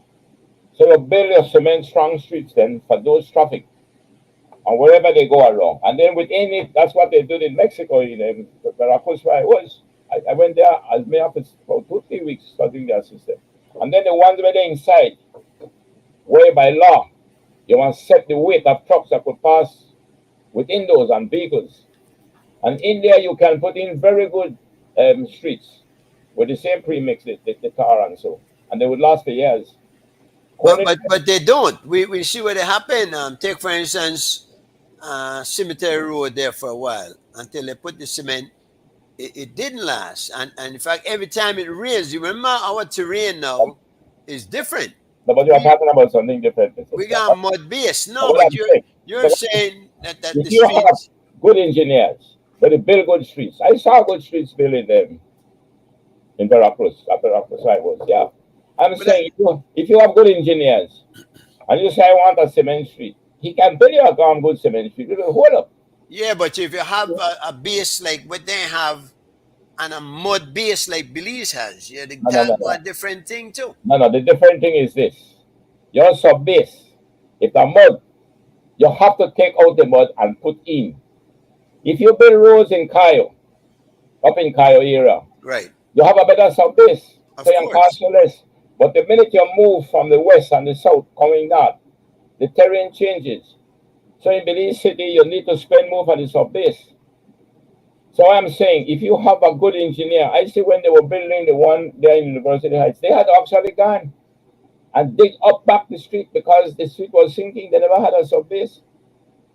So any good engineer, I think the gentleman right here, Mr. Morrison, is an engineer, he could tell you. A good engineer will build the base. So whatever happened to those streets, it's not because of the choice to use cement or to use premix. It was the bad engineering that was done. And What happened to that stretch from Rima's feed mill on the Northern Highway, Mejia's where Mejia construction, up to about Halova Bridge? Why can't that stay like sometimes a couple of months and isn't there what are they not doing what you're suggesting they should be doing? they didn't do what engineers like Bob Marler. Bob Marler was a very top engineer. Told us what we should have done. You see where that road is? Mm-hmm. You know how many times they put material down there? In fact, they put material on the side, heavy material, left it there for months, and take it that when it sink down and build it all right. He's saying that that area will never be able. He said you either build an overpass. He said because that whole area there is like quicksand. So what he may suggest that we divert the road because if you go move by the sea, you don't have that kind of material underneath. He said, but once you build there, they will never hold up. So you either build overpass, which I think is what they are planning to do now. Build an overpass, and that will be able to hold it up. But that road you'll never be able to. He said the road was already underneath. You couldn't feel it. That like quicksand, he said. Yeah, I know that road. Every time they fix it, it curves in. They tried several times. Every time he failed. But Bob Marlott, me tell them back then, but they never gone with it. Yeah. He was a top engineer for Belize, you know. Where's he at now? Died? Bob died some years ago. He was in charge of public works and with John Searle, you know, remember Searle? Right. The father, no? He was a good engineer. He came from the UK here. Do we have any left today? Do you know? Have you seen these that we have at work? We know they're out there working. Are they doing a good job? I think anybody who graduates from any university with one engineering degree, civil engineering, I believe they should be quite capable, especially with some years of experience. Huh? The problem is that some of these things, when you're giving out those contracts were not going to companies that knew what they were doing. What they do, they get a contract and they find somebody. Yeah. You do it, and when they find, maybe people have any credibility. High quality, yeah. So what you look on Princess Margaret Drive. I argued against the cementing of Princess Margaret Drive was a very good Princess Margaret Drive. The premix held up very good. The only some spots we need to repair. But what they do, just again to be able to give on contract, use the Petro Caribbean money, and give out contracts so that they could get whatever they were up to. And they got and they built it over. There was no need. You pass there now. Anytime it rains, coming from SJC on the right side, flooded. Flooded. Every time, a little rain, it not take much and it's flooded. Yeah. Coney Drive was built. I was then in charge at the time for works, well, for Caribbean. So, and Coney Drive was well built. Surprisingly, the company that built that was a company that was owned by same John Sabani. But John Sabani knew where to find good engineers and pay them. So he had a company named Southern something, and that was well built. But again, these roads need to be repaired. And if you don't maintain them, they need maintenance, they will go. But that's a very good road. I love pretty well. Yeah. Let's move on. Yes. Lisa, you got something to say? Yes, I'm concerned about this new hospital down south. Did you guys see and read the stories the last couple of days? A gentleman took his son who was suffering from a significant high fever and got to the polyclinic in Placencia just to discover it is not in service. Well, is it not in service, or was there nobody there at that time? Because I can't believe it's not in service. They just recently upgraded that hospital, right? Well, it was inaugurated a few months ago as a fully functional clinic for a 24-hour service. So, not having service at overnight is strange, to the point that there's a video circulating in which I saw one of the doors was open and seems like rainwater or some type of water had made itself within the doors. So I'm just concerned. What happened to the services? Some of the things that we donated, I believe, went to that hospital too. There's an old saying, old Creole saying, "This your time not time like a before time." People before, I feel, had more conviction to their duties, the job they had to do. Now it's hard to find. Somebody was telling me the other day that a famous mechanic closed down his business because he can't find people to work. People are just not interested. Maybe the workers went to the call center. I understand everybody to go to a call center now because they're making good money, but they're not accomplishing anything much as such. They're not gaining any worthwhile experience that can last once AI jumps in there and starts answering those phones for them. So I think we have to look at that. I don't want to see that story more and find out exactly what is going on, because I can't believe that they would have just abandoned the hospital like that. Did you hear the story, Joe? Where is this one, the hospital? It's what is in Stan Creek, right? In Placencia. Oh, Placencia. Okay. Well, I know the Placencia one because it's a Planet Ticket. Yeah, Planet Clinic. Yeah, in fact, I visited it when I was down there. Before it had opened, it was to be open the next week. And then I did do a little tour with the nurses that were there. And it was open and running? No, it wasn't. It was about to open in another week or two. Yeah. But I questioned them about the building looks suitable for what they built it for. But I tell them the building alone will not be able to do the job. Because I asked them, for every PCP, which it'll be more like a PCP, but it'll double up because of a polyclinic. But for the minimum with a PCP, we'll serve 4,000 people, but mainly primary care and some. But with the polyclinic, it goes a little bit beyond primary care. So I asked her, well, where on a plan to get the human resource to service this place? Because it look good to me, but where you want to get it? He said, Mr. Corey, he said, that's the problem right now, because I'm not sure if we have the amount of people to service this for 24 hours. So I believe what happened, they just cannot get the amount of human resource needed. So what she might be saying, that might some truth to it. You are saying a lack of healthcare providers, right? Well, there's nobody there. The person apparently took his child there, and there was nobody there. He posted a video showing the place almost abandoned. Nobody there to take care of the child who was in need of emergency treatment. No. So, and that's what it was, right, Lisa? Yes, he showed the video. He went around. He pretty much surveyed around the building in itself, and took the live video and showed took the video and showed how there was absolutely not even a security guard on post, um, taking care of the building or its surroundings. And like I said, he even showed that one of it seems like a rear door was open, in which he was able to see the flood water or water, Inside the just building. inside the building. But even so, how could we as taxpayers, as citizens, have a polyclinic with doors unlocked, and with that type of and be found in that type of you just can't do that.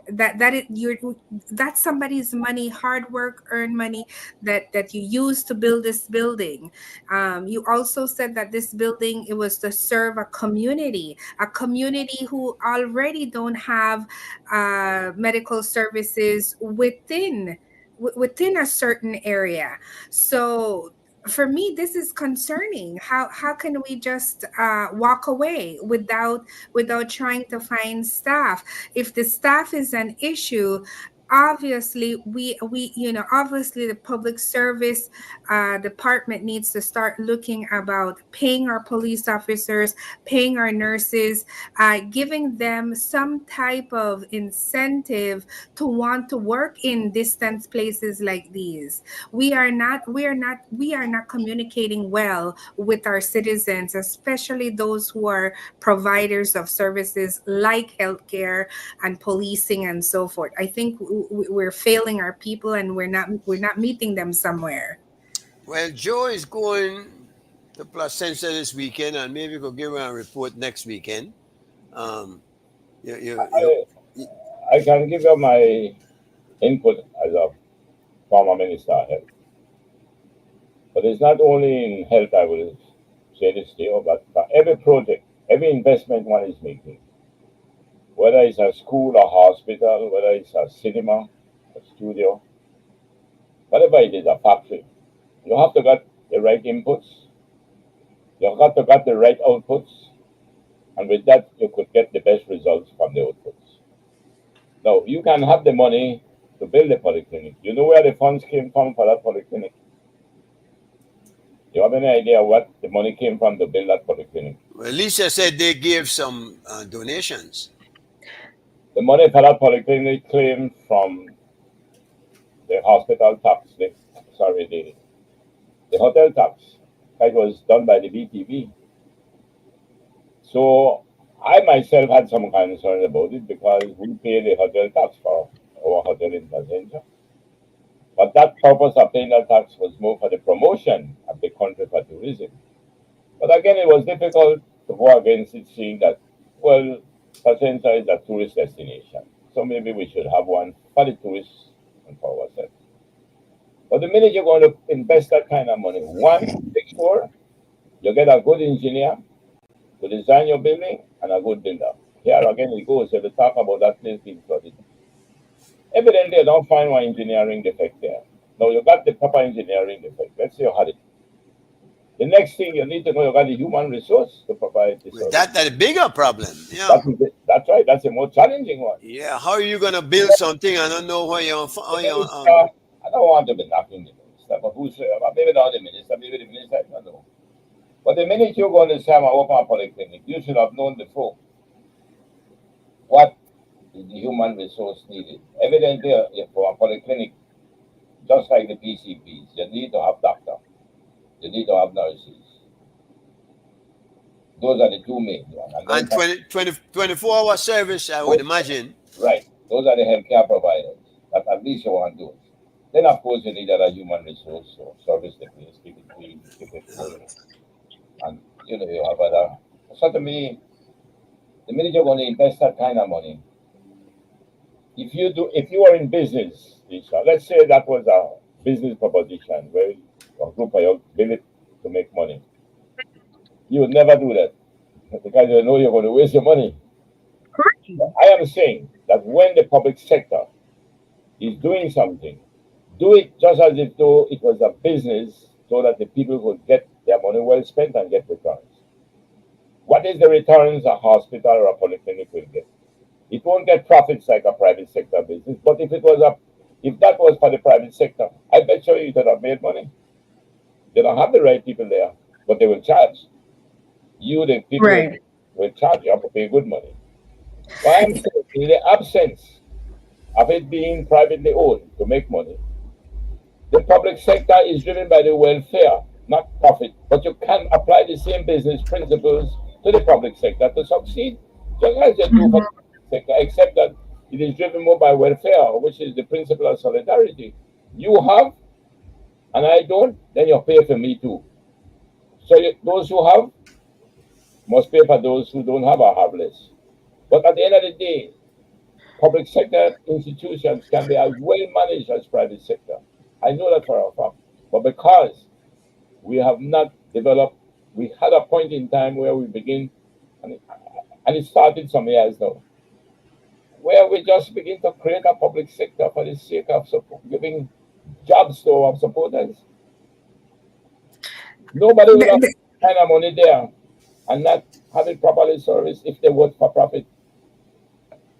Anyhow, I mean, yeah, I mean, let's look at this. I mean, from my perspective, I don't live there. I don't, but I do know that my people need the services, regardless how, regardless. Every community needs a formidable healthcare system, especially since they're in such rural areas. And I don't care what people want to say. Oh, Placenza is this, Placenza the other, but it's still in a rural situation. And I'm just concerned if they can allow this to happen. Can you imagine what that $6.9 million land purchase new hospital will do? We'll spend $90 million to build another hospital, and it will not be functionable because we cannot maintain any of the services, healthcare workers, equipment, you name it. So this should be some form of a wake-up call for everyone to realize that we have to have a different discussion because we're spending money unnecessary and we're not utilizing the buildings and the donations that people are offering. This for me, this I don't understand why no one is angry about this. And maybe I'm too emotional about it, but I think that there's a problem here that we need to fix. And if we don't fix it now, I could see this being a bigger problem with any other buildings we continue to construct. We will have more buildings and nobody to work in them, and people will continue to die because we have nobody to service them either. I don't know that I would spread it so broadly. I think we got one situation here. If the clinic is indeed not functioning and being neglected, that's one issue on its own. I don't think that's an indication that it would happen across the board. I think we need to stay our focus on that right there and find out what is going on with that. Why is it not staffed? Why is it not open for service? What to just build it like that and leave it there? It like Dicky swimming pool back at Queen Square, no? So, but Oh God. what I say? Listen, well, uh, my observation is this: if you're slipped up, it may be not servicing the cinema, the theater as good as you could. The damages, the consequences, yes, can affect the enjoyment of people who wanted to go. But when you're dealing with human lives, human beings, a child is sick, got to run there. Now, one of the things I didn't like about it where they were building it is because it is almost by the airport. And it's about 3 miles away. So for you to get to that polyclinic, whether the day or night, you have to get a transport. You can't walk to it. Before the clinic was right in the passengers, right in the center of it. So people go walk to it. What we need to ask ourselves that if a child gets sick and that child was denied health care because of negligence, and lose a life. You know what is it that we have lost? We have lost a human life. That's right. Did you have room within the village? Did you have room within the village to put the polyclinic there, or did they have to move outside where there's more room? I wasn't sure. I believe that they could have bought land down in the area, but again, I wouldn't. I know they have land there, but how much you will pay for it, maybe it was too high. Somehow I thought it was a bit.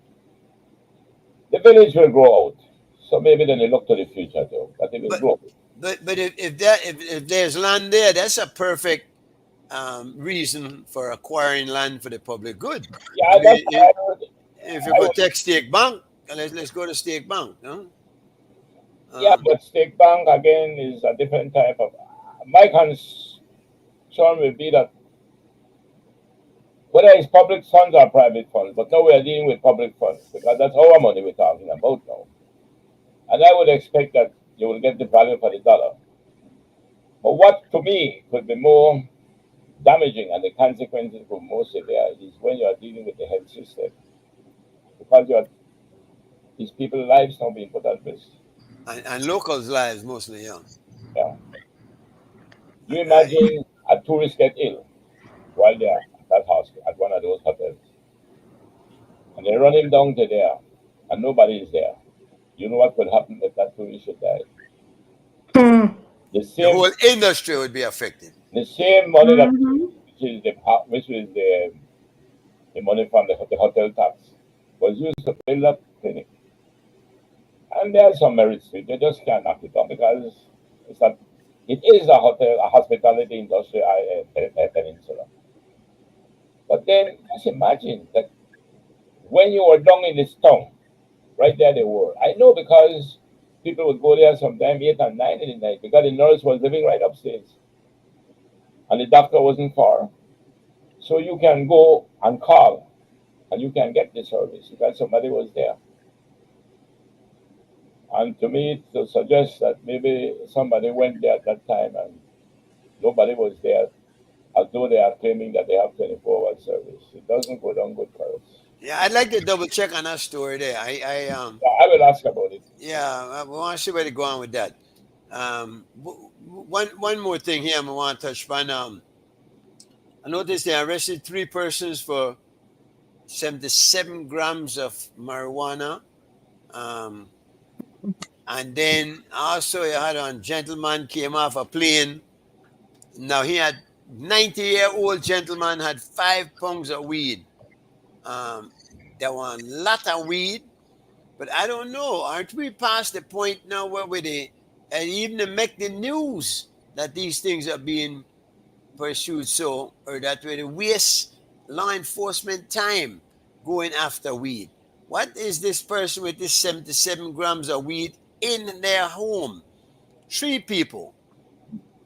You spread it amongst them, all right, 20 grams a piece. I don't know, man. Aren't we too draconian in the going after this harmless plant? Well, let me put that observation in context. Recently, some illicit drugs was found on a boat in San Pedro. But that was cocaine, yeah, The boat happened to be owned by the minister, right. but not the minister, the blue industry or blue economy. But what happened? The minister was not arrested. The minister was not charged. There was no intention to charge him. But the commissioner gave I think, a fairly good explanation. The boat was known to have been there by the dockyard for about 6 months. The minister, the owner of the boat, was paying his docking fees. And here was these drugs found in it. And they were satisfied that it had nothing to do with the minister. So there was those people who went up and began to condemn the police because he's a minister, he was treated differently. I did not agree with them. I think the commissioner was right, but somebody brought up a good point. He said, yeah, this one may be true. He said, well, why when 2 of we walk down the no entry street? Why they want to let go one and charge the other? The point that he tried to draw that. He said there are some people in the jail right now. And one of them was a 60 or 70-year-old lady because they happen to have all been caught in a home Right. and because of the law, although one of them supposed to have admitted guilty, they took her down and put her in jail. Yeah. So what we are looking at here is what could be considered to be double standards. In the sense, now I'm not knocking the police for it because maybe they have something we want to know about. But I know for a fact I have had to implement laws for 20 years. I had to be there overseeing laws for 20 years. And then 30 years when I became a minister. So 30 years I've been dealing with the law. Now, the discretion that the law give you was that although the law literally may say that everybody found in the home should be arrested. But here you are a lady that is pretty old. You cannot see the connection between her and, I mean, you don't see her connected to the drugs as the owner or anything. What are the person admitting guilt? I think I'm going to give the lady a pass, the old lady, and don't take her. In particular, you talk about the possession of weed, man. You don't talk about murder or any kind of theft or any kind of serious crimes there, no? Good point. At this point, we've recognized that is something that can harm a person individually if they use it in excess, but for the most part, it's not going to cause any kind of societal damage, you know, unless as part of a person not functioning as best they can at what they're doing. But I don't see it serious enough to arrest them kind of my 70-year-old man. This other one with the 77 grams, I believe our grandmother was involved in that. I think we have to look upon that again, man, and more. And when they do something like that, if there are other particulars to this case now, like you said, something that we might not know about, then they owe it to us to tell us, to let us know. That's right. So, and that's all I'm saying on that. But yeah. Quick Go ahead. question: Is it based on the fact that let me see if I could word this correct. Are you asking if we're going overboard because of their age, or and find them to be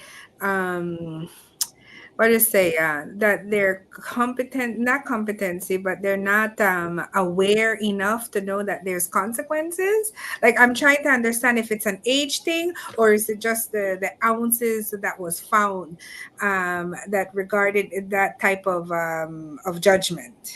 I'm talking about a combination of factors here. Number one is that weed is a fairly harmless substance. It's not even proven a drug. It does have drug qualities in there, the TCP and whatnot. So the fact that it's weed and not a firearm in the house, not somebody being hurt, not somebody being robbed, not somebody being killed, not somebody being defrauded of any kind of property. I'm saying that is what I'm looking at. Then the age of the person, yes, does come into effect, but on top of the other factor that I'm talking about, no? And a person that old, man don't pay dues in a life. He depend borrowed time as it is. It's heartless. Just quickly, if he's on quote unquote borrowed time, then we could say the same about you or Mr. Joe at your age having alcohol and stuff like that. You know what I mean? So I'm trying to understand if we're gonna use the age as a factor, and age not having a consequence, because usually what we consider older people or seniors have a better perspective for wisdom, then then we have to disregard it because the court will see it as still breaking the law. Because if the law is your age doesn't disqualify you from, it doesn't take away from breaking the law. You see what I'm saying? Yeah, but I don't agree with you there, and I think I don't agree with you because maybe you misunderstood what the chairman is saying. I believe what he's saying to me in a nutshell. It is the cumulative effect of various factors that bring you to the decision to use the discretion. So it's not just the age. He mentions 4 or 5 different things, and I agree with him. Mm-hmm. So it's not just the age. The age could be a factor. It might not weigh heavily. A minor factor. A minor factor. It wasn't. Yeah. Well, You could look at the type of the drugs. If you say 77 grams, and by law you can have 10 grams. So if 7 people was in the house, all right, let's say each one of them got 10. You know what Right. he's saying is that you need to use your discretion and take Yeah. into account the relevant factors.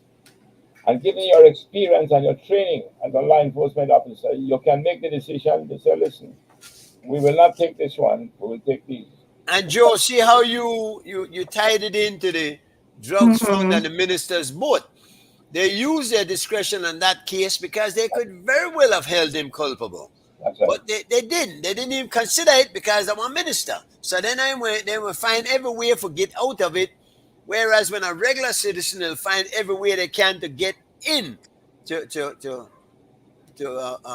pursuing it with there, no? So that's what I'm saying. I'm not saying let them go free because the law is the law, of Mm-hmm. course. But discretion is the better part of the law, I believe. Gotcha. Look at all the factors involved. Yeah. Yeah, I understand what you, I know I now I'm understanding what you both are saying. Yeah. Yeah. So Yeah, well, the discretion about the minister and where they found what I mean. My whole thing is what led them to the boat to go search. they got a tip. People will tell. People will talk. Many times they won't give you all the details, but they will let you know. Listen, if you go so and so, I might find something, and the police will act upon that tip.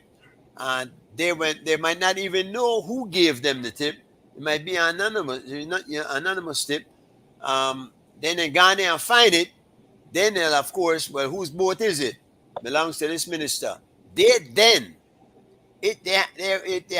within their right to say to this minister, possession is 9/10 of the law. This is your boat, this is your drugs. You prove it's not yours, then we'll let you go. And that usually works with the ordinary citizen. And this is why people. I think I listened to the commissioner and I think he gave a very good explanation. And even went down into what is constructive possession. So I think the commissioner did very well in explaining why the minister.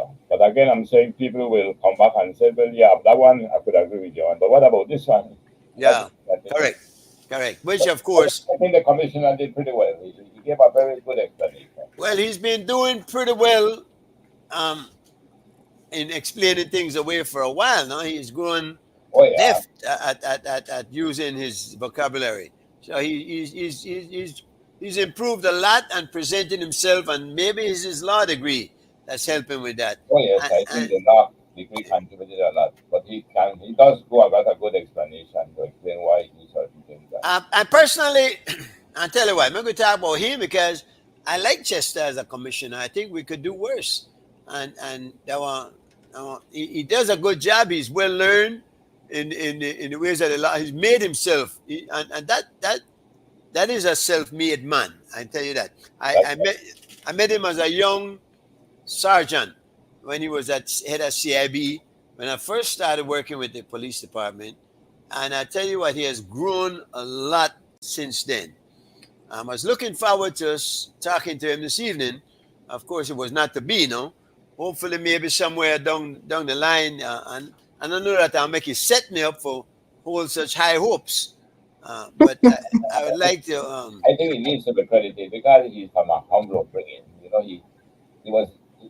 I think he grew up in St. Tite now. Right. And actually, he funded his own education, you know. That's right. Because I think he had some property that was left to him, and he sold that property. And you have to credit him. He's a good role model, you know, coming up the way he did. And he has. He used his finances. Yeah. His education. Yeah, and he really has done. He doesn't shy away from the issues. Certainly not shy away from the media. In fact, I think if there's one fault I would hold against him is the fact that he loves the camera too much, you know. Yeah.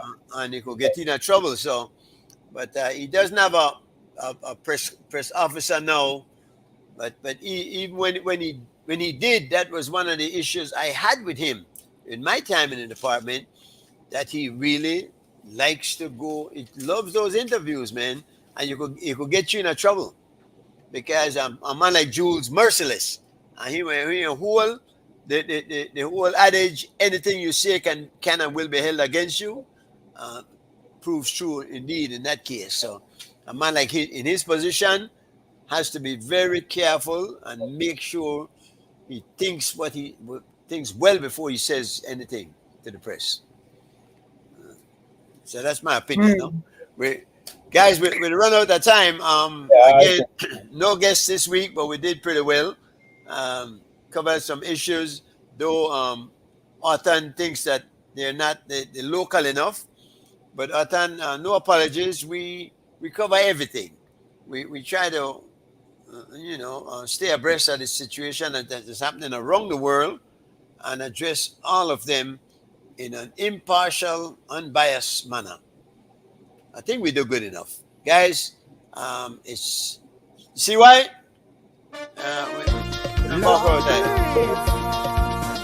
You better believe it. Same place, same time. Next week.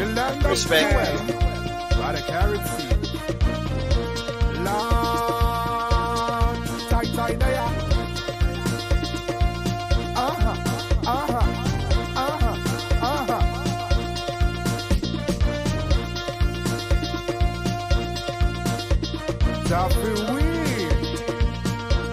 Let's go. Everybody now. Hands up, rags up, hands up, flags up, hands up, rags up, rags up, hands up, flags up. Wherever I go, if they wanna know where I'm from.